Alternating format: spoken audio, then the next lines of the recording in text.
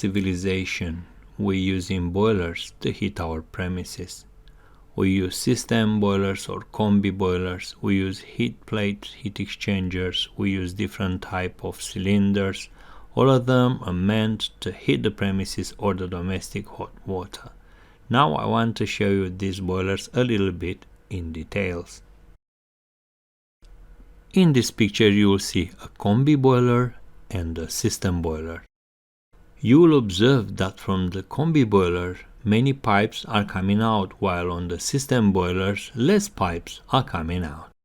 If you will pull the lid out from the boiler, you will observe where the pipes are going and why the combi boiler have more pipes coming out than the system boiler. You can use your boiler only to heat your premises, but then you can add, maybe you want to heat your domestic hot water. Remember, there are different strategies of heating the domestic hot water. Also, sometimes you might want to use a combi boiler to heat the water instantly and not to have a cylinder. This is a system boiler, but you will see is moving the hot water through the plate heat exchanger and use two pumps. One is moving the heating agent and the other one is moving the domestic hot water. So this is a system boiler. This is also a system boiler, but you will see this type of cylinder have the calorifier inside and the heating agent is exchanging the heat with the domestic hot water inside the cylinder. The pump moves the heating agent through that coil inside the cylinder, and the domestic hot water it is heated inside the cylinder, unlike the other one which uses a plate heat exchanger. This system only requires a pump. The system boiler uses two strategies to divert the water. Look into the yellow marked area and you will see the two individual valves which allows the heating agent to flow to the domestic hot water or to the heating. And this, it is a three-way valve which divert the flow towards the domestic hot water or to the heating. Remember, they are two different strategies. Unlike the system boilers, the combi boilers have the capability to provide you with instant domestic hot water. If you look inside this boiler, you'll observe that this time the diverter valve, it is inside the boiler. It is on the top, marked with yellow. And if you look to the lower side, the right hand side, you will see another little switch marked with yellow. There are different type of strategy on these diverters, but I choose this strategy. This is an electromagnetic switch which can detect the flow, the water flow. So any time the water circulates to the pipe, that switch will send the instruction to the PC board control, and the PC board control will activate the diverter to allow the heating agent to move through the boiler and it will initiate the burner. But don't get me wrong, there are many strategies of demanding heat. Some diverter have diaphragms and they are hydraulics. They will push a switch which will send the input straight to this PCB. There are many types. What I want you to remember that the combi boiler have the capability to provide you instant hot water. They do not need a cylinder. Look at this system boiler. You can see the pump just below the boiler. And also on the right hand side you can see the three-way valve. For the combi boiler, you have to open it to see the pump, the plate heat exchanger and the diverter. In this case we're using a three-way valve to control the heating agent flow. So just look, the heating agent will go through the three-way valve and will hit the radiators. In case we have a domestic hot water demand, then that three-way valve will divert the flow towards the hot water cylinder, and then the domestic hot water will be heated. This time we choose two individual valves to control the heating agent flow. if you look now, the top valve will allow the heating agent to hit the radiator, so will open and will allow the heating agent to go via the radiators. Now the radiators are hot. So in case you need domestic hot water to be heated, the lower valve will open and will allow the heating agent to go via the cylinder, and the hot water will be heated. So I will talk about wiring the system in another video. Depends on the fault. When repairing a combi boiler, you have to open it. If you remove the lid, you will see, wow, a lot of wires. And think about, you have to strip it more. You open the front panel where is the printed circuit board. You remove the lid and you will gain access to the printed circuit board. You can even remove the wires and prepare to remove the fan. You remove the fan and the lid, and you will end up with a stripped boiler. Now you can do an investigation.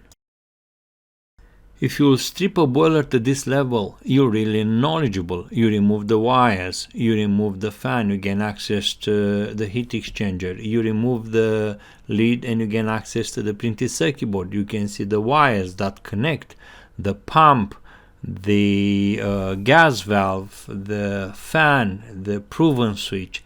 So you are really knowledgeable, and you will investigate every part. You'll check the fan, you'll check the switch, you'll check the gas valve, you can check everything. You'll even pull the burner. You'll see in the middle it is a burner pull, and what you see is tiny white line. This is the flame ignition, the spark plug. So yeah guys, if you reach to this point, you are really knowledgeable. So you can rewind this video and you can see step by step how you will open this boiler and what you should investigate into it. So I'll try to explain in a simple term how this boiler work, how this combi boiler work. As you'll see here, I only remove the top panel, and what I'll be able to see partial, the pipes inside, part of the pump, of the three-way valve or the diverter, and the plate heat exchanger, the flue fan, and the heat exchanger box. I can't see too much, and because of this, because I want you to understand better, I will virtually pull out the printed circuit board, the lower fascia where is the thermostat and the water pressure. So I pulled this lid down, and then you can see better. You have the gas valve, you have the pump, you have the diverter, and then you have the plate heat exchanger. Who knows a little bit of piping, you will understand. But from left to right, first down, it is the gas valve. You see it's got a yellow pipe, and then you have the pump. Towards the right side, if you go right again, you have the diverter, and then you have the plate heat exchanger, and then you have the magnetic flow switch, which senses if the water circulates. I pull out now the lid of the printed circuit board. What is the green? Probably you guys know this is a printed circuit board, and what you'll see on the top, it is actually the heat exchanger, and what you see two red dots in the left hand side on the top, they are the overheat sensor and the temperature control sensor. Now when you open the top, you see just on the sink, open the hot water onto the boiler with red, you will see this magnetic flow switch, which will sense the water circulation. So what this magnetic switch does will send an instruction to the printed circuit board to enable the diverter, and also to enable the pump. So this will be enabled now, and then very fast the heating will be initiated. Guys, you can't see the fan right now. Imagine you'll be able to do an x-ray. I didn't put it so you can see the heat exchanger easy and you understand how the pipe works. Now I'm going to put the fan, but you will not be able normally to see the heat exchanger. But let's see, we can do an x-ray. So now the fan, the flue fan start, and the flue fan, everybody knows that the flue fan is provided with a proven switch. When the fan runs the proven switch, we close the circuit and will instruct the printed circuit board that the flow fan works. The flow fan is healthy, we have flow. Then the PC board will say, okay, if this is okay, I will start the spark plug. So the spark plug will come, but I want you to understand this is the way you will see that heat exchanger. So the spark plug is initiated. You'll see is that little rectangle with red just underneath the fan. So the spark plug it's initiated. You can hear it sometimes, some big boiler like kind of buzz unless it is a red plug, which is different, but this is high voltage zapper. And then in the left hand side down you'll see the gas valve just allow the gas to pass by, and then the fire will hit the heat exchanger. And on the right hand side you'll see the plate heat exchanger superior side is getting hot, and after a very short period of time the domestic water will get hot. You will see the pipe will change the color. So the blue pipe, the cold water, will go inside that plate heat exchanger, and on the other side will go red. And you have to understand these boilers consume a lot. If you have a big family, it's a high consumption. If you accelerate the car to the maximum to get that. And also if you don't need the hot water, you turn off the hot water. Now the radiator can do the heating. If they have a huge capacity, they can do hot water and heating, but mostly the hot water will take over. Now I will alternate between the hot water and the heating, so you see how the boilers change. And I'll repeat couple of times this heating initiation, so you understand how this boiler works better. So first you will enable the water, just follow these pictures. So the the magnetic flow switch will enable the pump and the diverter, then the fan will work, and then the gas valve will be open, and then the plate heat exchanger will heat. And then again, if you turn the water off, you'll heat your home again, and then you'll repeat this as many times as you want. So this is the way you open the boiler. When you remove the lid of the printed circuit board into this heat exchanger, then as I said again, you'll open the water. You can see how the magnetic flow switch will initiate the heating as I explained. And then you have domestic hot water, and again, if you don't need it, the diverter valve will allow the heating agent to go to the radiator. And yeah, it might be boring, but if you follow this, you can stop this video anytime, and you can look to the pictures how they are displaced. Just want to say the different type of diverters. Some diverters are sensing themselves when the water passing by, and they pull a switch. It's a hydraulic and mechanic. This one, it's a magnetic flow, which goes straight into the printed circuit board, and the printed circuit board enable the heating. Now I just did couple of time. I'm alternating the heating with the hot water, so you can see how the diverter valve change the water circuit and how the plate heat exchanger it's acting when the diverter allows the heating agent to pass by through the plate heat exchanger. So as you will see, guys, here on right hand side down on the cold pipe, you have this magnetic flow switch. This is only one strategy to enable the domestic hot water. You know, when you open the tap, the blue pipe represents the cold water. The cold water will go inside that plate heat exchanger, but that magnetic flow switch will sense that water is moving, and then will send an instruction to the printed circuit board. The printed circuit board will call for a diverter and the. Thank you for watching, and if you're interested to find more about solar heater panel combined with HVAC pumps with heat pumps, just watch my other videos. I'm going to make a video in which I will convert an air-to-air Mitsubishi system in air-to-water. So I will use like a classic air conditioning system to heat my radiators. But now I want to explain to you a little bit about solar heaters, how you can use them efficiently and how to connect them to your heating system.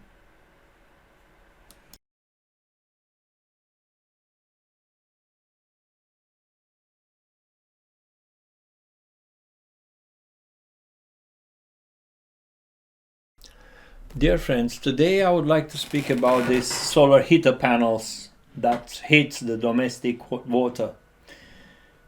See, this is a combined system which uses a solar panel and a boiler.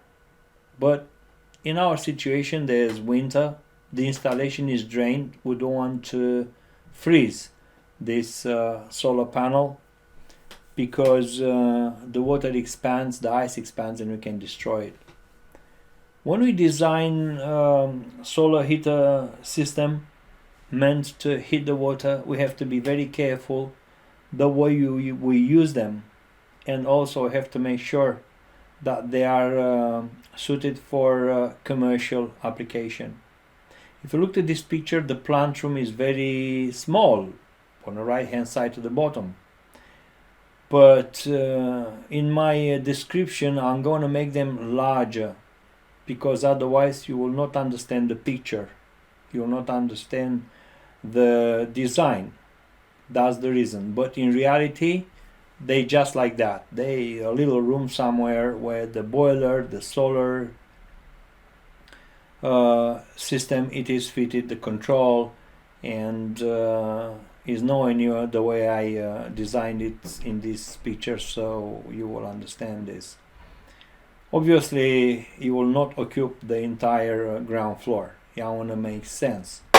This is a combined system. You got a solar heater panel which heats the domestic hot water, and I also have a energy storage capacity on a pre-buffer tank. Then we have the main buffer tank, which is heated by the boiler. Now, to use this system, you have to have a strategy, and you can run a programmable logic control or a building management control or a group of thermostats which be correctly set. I would go for a building management control. It's cheap, it's simple, and it's very precise. I'm going to enlarge this picture now so you'll see a little bit better what I'm talking about. So what do we have here? We have the main cold water supply. The main cold water supply goes through a three-way valve which can direct the water flow. It can, in the winter, it will direct the water flow directly into the primary buffer, because we have to make the solar heater system redundant. We have to drain it, otherwise the water might ice up, and as the ice expands we can destroy the tubes.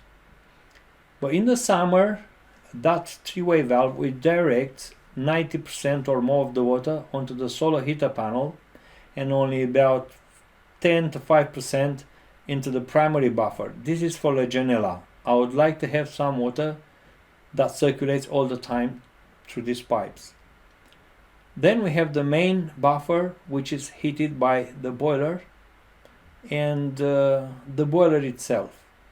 This central heating, it is ignored because I'm not talking about it in this video. Also, the system is missing the pressure vessels, the pressurization unit, and the PRVs. I have other videos which explains how those things are used and why. If you have a shop, like a commercial premises, and you wake up very early in the morning and you have to go to work, and your cleaners will come at 6 o'clock in the morning, you need hot water. It is obvious that the sun will not have the capability to heat the water by using the heating solar panel at that time. For this, you have to start the boiler, and obviously you'll consume the energy as normal, like you don't even have a solar heater panel. If you look into this picture, you will see the main water supply goes through the solar heater panel, but the solar heater panel is blue, is cold, and that water goes into this primary buffer. And when you continue its journey to the main buffer, it is cold. You'll observe at the bottom of the main buffer, the water is cold. So you will consume the maximum amount of energy to heat the water at 70 degrees. There's nothing you can do. But this system, it's a very good system because it acts like a sentinel. When the sun will have enough energy, then the solar panel will capture the sun energy and the primary buffer will store that energy. And I'll explain to you how this thing is working. At 9 o'clock, the sun starts to heat up and the weather gets warmer.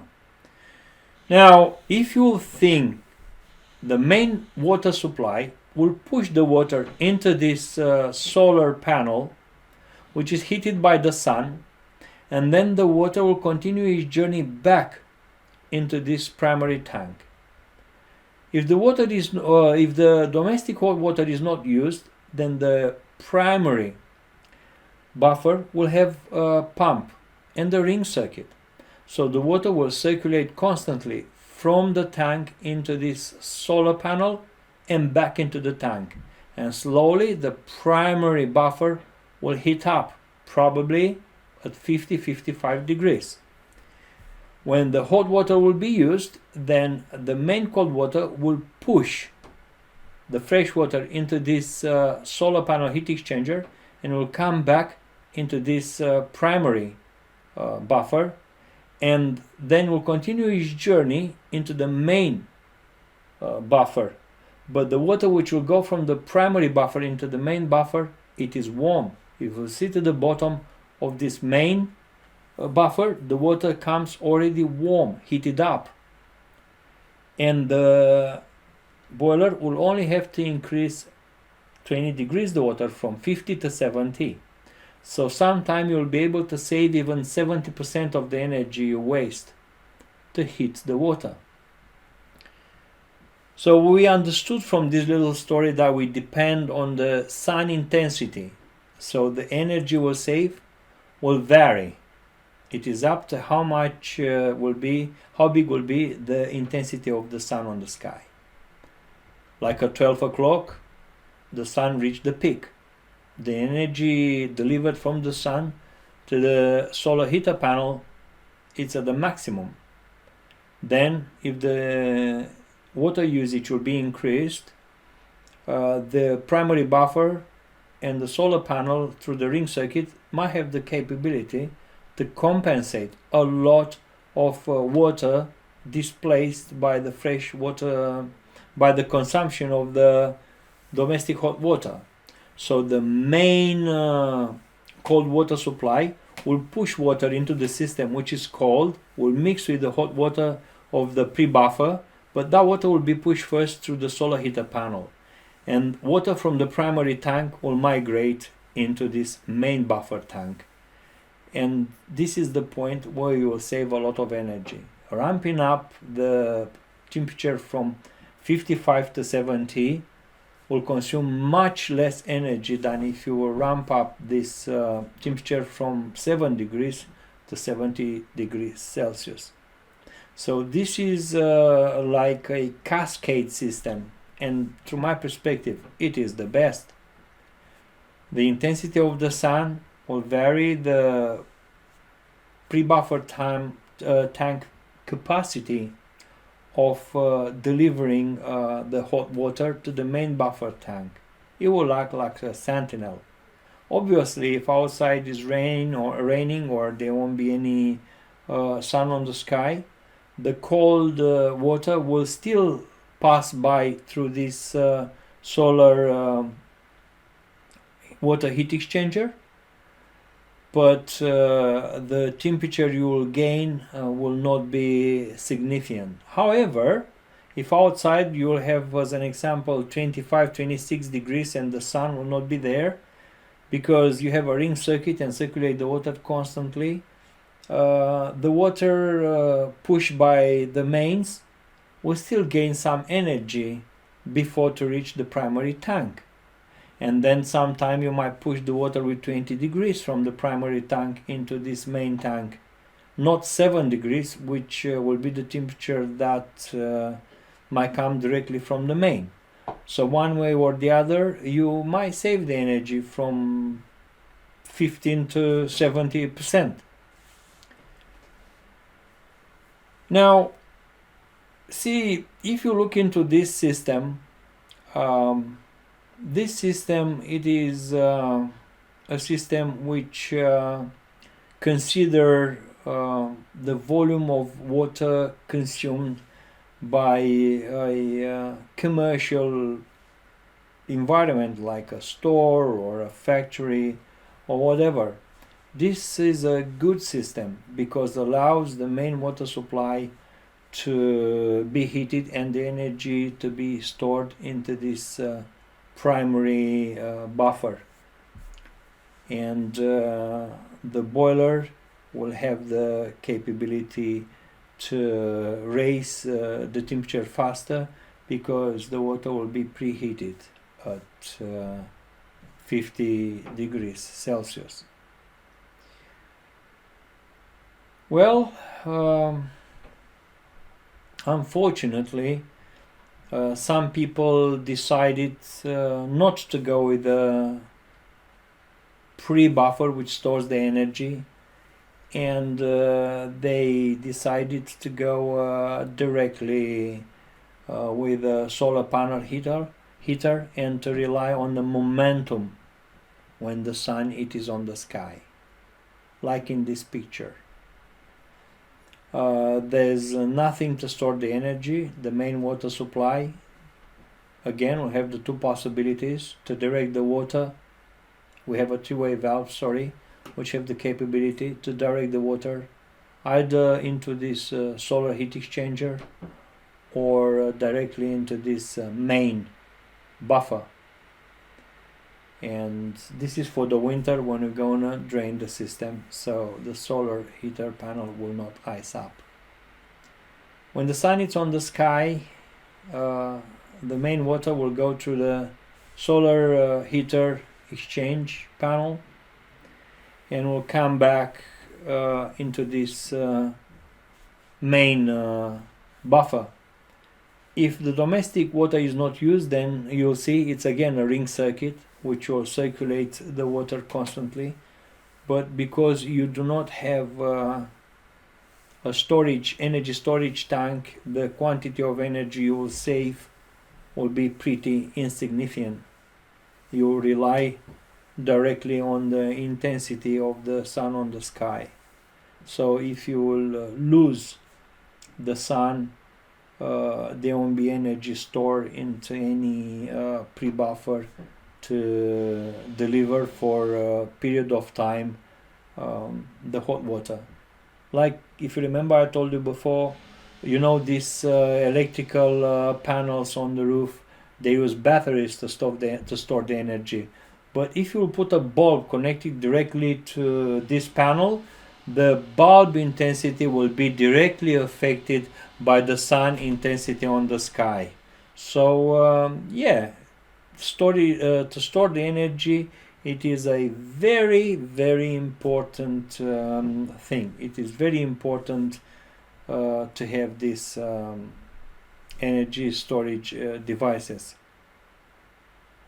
This system doesn't have one, however, you use a ring circuit and it's safe to run this circuit all the time. This is the worst scenario. I will only use this for domestic application and I'll explain to you why. Just imagine it is in the night time. We already have the main buffer preheated. That main buffer have the capability to retain some energy, so we keep the water hot until the morning. But this is mostly for domestic, where you're not using an excessive quantity of water. in the morning, as an example, at 6 o'clock when you gonna go to work, you will use the boiler to heat the water. If you'll have a store or like a manufacturer or a shop or something, because you use a large quantity of water and then you'll consume the hot water which has been left overnight immediately. The problem here is you cannot run the ring circuit, because if you run the ring circuit, you will hit the planet. The main buffer, the water in the main buffer, it's hotter. It's got 70 degrees Celsius, and if you run the ring circuit, then that hot water will reach the heat exchanger onto the roof, and then you will hit the planet, because the heat exchanger on the roof will be hotter than the surrounding environment. And we all know that energy migrates from high to low. So actually the solar heater panel will act like a cooler, and then you'll waste more energy from the boiler to heat the main buffer. So you'll waste more energy than even if you wouldn't have a solar heater panel. You have to be very careful the way you design your control philosophy in this point. So exactly as I said before, if you will run the ring circuit, the hot water from the main buffer will reach the solar heater panel heat exchanger, and because outside is very cold and the water is 70 degrees, the energy from the solar heater panel will migrate into this atmosphere, and that will act like a cooler, and the boiler will work harder to achieve the temperature into this main buffer, but also you will waste a lot of energy, because the solar heater panel will constantly try to cool the main buffer. So this is a very bad choice. I wouldn't go with this version. You have to be very careful the way you set up your pump or your BMS or PLC when you run this application. So I think regardless of the sun on the sky, if the water is 70 degrees onto this main buffer, the energy will still migrate from the heat exchanger into the atmosphere, because the sun, the solar system, probably will not reach 70 degrees Celsius, and always the energy will migrate from the solar panel into the atmosphere, and you will hit the planet. So this is a very bad choice. If you look at the pictures, you will understand quickly what means to run a ring circuit in this situation, which is not a good idea. One of the best solution for this system would be to bring the main water supply through the solar heater into this main buffer, and then you will heat a little bit the main water supply before it reaches the buffer, and in this case, yes, you will save a little bit of energy when you will consume the water. But again, because you do not have storage energy, the quantity of energy you save will be insignificant. Can you imagine? I mean, let's say that you will depend on the size of the solar heater panels, how many do you have, and how much they will be capable to heat the water, because this is all based on ratio. You have to see the temperature that goes into these solar heater panels and the temperature which comes out. If you'll have a storage, an energy storage device, you can use a smaller heater panel because you'll progressively store the energy. But for instant heating, then you need a much larger panel because you need more instant energy. This will be the only way for you to design the system. If you use this for a domestic application and your lifestyle will match this application, or this application will match your lifestyle, then you can run in the daytime the ring circuit because you're not using the boiler, you are at work, and by running this ring circuit, the water will go from the main buffer into this solar heater panel, and progressively your main buffer will be heated up. And this is good because no one is using the water too much, and if you wash some dishes, or maybe you don't need the water to be heated up above 55 degrees or 50 degrees. But in the evening, when you are coming from home, if you have children and you have to use a little bit more water, depend on the size of your tank, you'll use the boiler. When you use the boiler, then the ring circuit will be stopped and the main water supply will go through the solar heater heat exchanger and will come back onto this main buffer. So you will only transit the water through the solar heaters, and the water will reach the buffer a little bit warmer. And this is good, especially guys, about Legionella. Is good to the tank should go over 60 as temperature to kill Legionella. But even if you don't do this, if every couple of days you'll ramp up the temperature over 60, you will kill Legionella, even if you use the solar heater, and most of the time your tank will be heated up at 50 degrees Celsius or 55, depend of how much sun you have onto this sky. So this system, it is mostly for domestic application where you're not using all day long a massive quantity of water. You allow the solar heat exchanger to heat your main buffer,